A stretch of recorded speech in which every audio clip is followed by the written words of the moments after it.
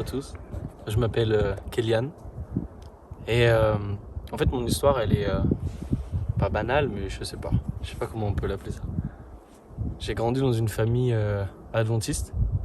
Ma mère a été adventiste parce que jeune elle a compris, elle a entendu parler de par ma grand-mère ce message de la santé. Et dans ma famille, mon grand-père était médecin. Et pour la part de ma grand-mère, ce qui l'a tout de suite touché, c'est la santé. Elle était catholique, pratiquante, mon grand-père aussi. Et très vite, quand ma grand-mère s'est convertie à l'adventisme par la santé, mon grand-père a vécu ça comme une déchirure en fait dans leur couple, littéralement. Il a empêché pendant quelques fois ma grand-mère d'amener les enfants, mes parents, enfin ma mère et ses sœurs à l'église. Et pendant longtemps, dans la famille, ça a été quelque chose de mal vu en fait de la part de mon grand-père d'aller dans une église adventiste. Mais au travers de ça, ma grand-mère a toujours gardé tenu bon entre guillemets. Et mon grand-père petit à petit a vu en fait que c'était au-delà d'avoir une congrégation, d'une dénomination en fait, mais c'était le reflet d'un caractère en fait. Et jour après jour, ma mère a grandi là-dedans, moi aussi j'ai grandi là-dedans à travers la santé. Et très jeune, j'ai été touché par ce message-là, de la santé, ce message de que Jésus revenait bel et bien en fait. Très jeune, j'ai appris beaucoup d'histoires, beaucoup de plein de choses et j'ai toujours voulu apprendre tout sur tout. De par mon grand-père qui était médecin, j'avais d'un point de vue social, j'ai grandi dans une famille qui était aisée. J'ai jamais manqué de rien, véritablement. J'ai vécu des moments difficiles par moments, comme tout le monde, mais voilà. Et en fonction de ça, j'ai grandi avec cet orgueil démesuré, en voulant m'élever au-dessus de tout, en fait. En voulant inscrire mon nom dans l'histoire. Parce que malgré ça, mon grand-père m'a toujours montré. C'est lui qui m'a. Pourtant, il était très riche. Ma famille avait de l'argent. Mais malgré ça, c'est eux qui m'ont appris vraiment à comment l'utiliser en fait. Cette humilité, cette valeur véritablement de l'argent, c'est lui qui me l'a appris en fait. Et donc, j'ai grandi petit à petit. Et donc, avec cette conscience, Dieu m'avait donné des talents, Dieu m'avait donné des dons. Et j'en jouais, j'apprenais plein de choses, j'essayais d'être le meilleur en sport, d'être le meilleur dans tous les domaines. Mais à un moment de ma vie, j'ai compris qu'en fait, si je courrais toujours après ce but-là, en fait, il y aurait toujours quelqu'un de meilleur que moi. Quelqu'un toujours serait meilleur que moi, quelqu'un d'autre ferait de plus grandes choses que moi.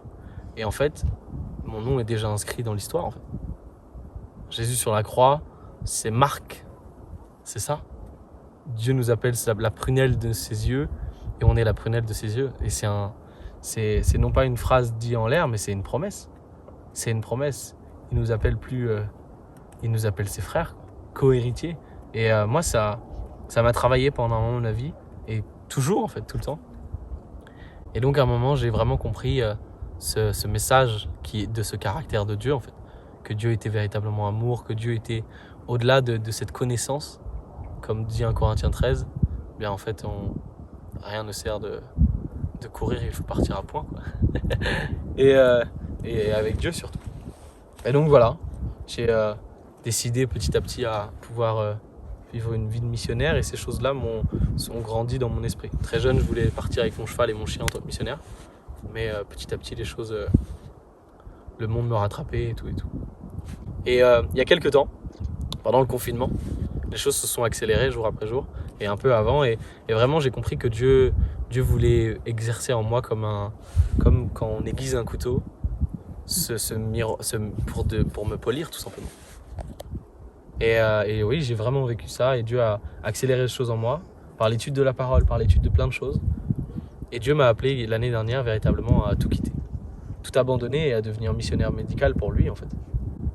Et petit à petit, j'ai compris que être missionnaire médical, en fait, on l'est tous.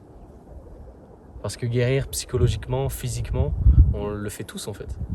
Tout au long de notre vie, à partir du moment où on apporte cette bonne nouvelle qui est l'évangile, on guérit quelqu'un. Et au-delà d'une religion, au-delà de tout ce que l'homme en a fait.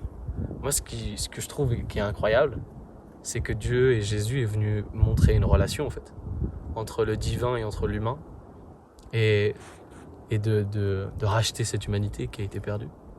Et au travers du message adventiste, au-delà de toute cette théologie, au-delà de tout ce qu'on a pu apprendre et de tout ce qu'on apprend jour après jour, c'est cette essence même qui fait ce message.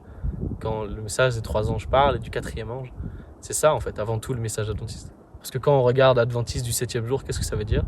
Adventistes, proclamer le message comme quoi Jésus revient et